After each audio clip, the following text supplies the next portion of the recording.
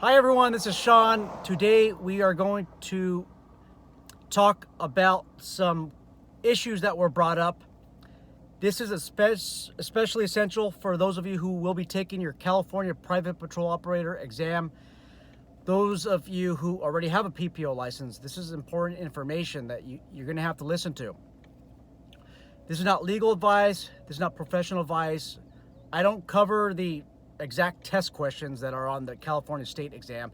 Guys, I don't even know what exactly is on the state exam, the state private patrol operator exam. I don't know.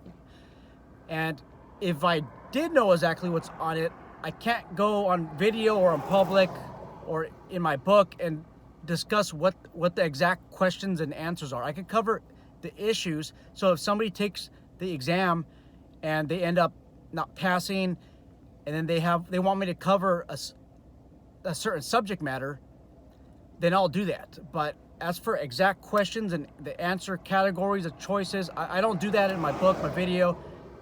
That's just something that I don't do.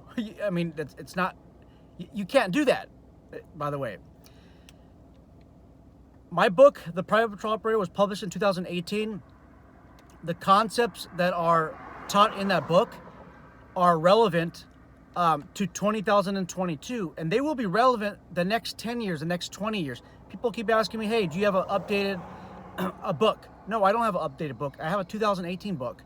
I do my updates through YouTube.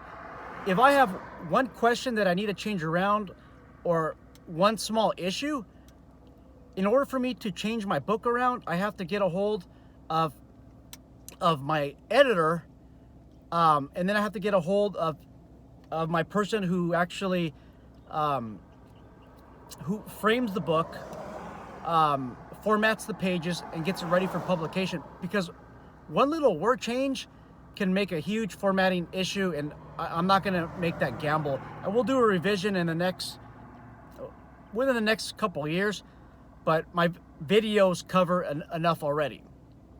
Just look at my comments from all the other videos. I'm always transparent with you guys. I allow you to post whatever comment you like. If you don't believe that my book helped you, I allow you to publish a comment in there, and I don't erase it. I think somebody put a negative comment on one of my videos.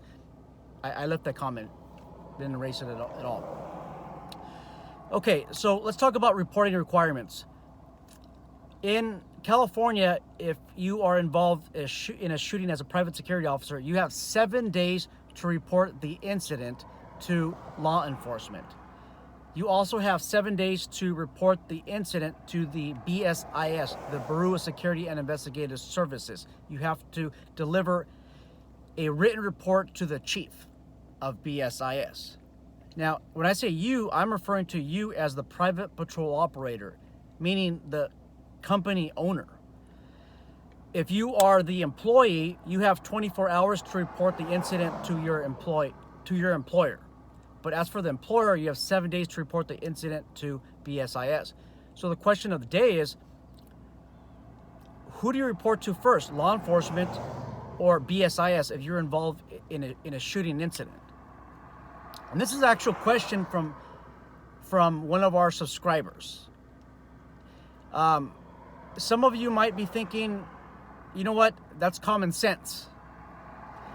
I don't think it's totally common sense, because our subscriber base out there who have a lot of education and training, who may not be involved in firearms or the regulation of it, it may not be common sense to them, because they're looking at it at an analytical point of view. They're thinking, well, wait a minute.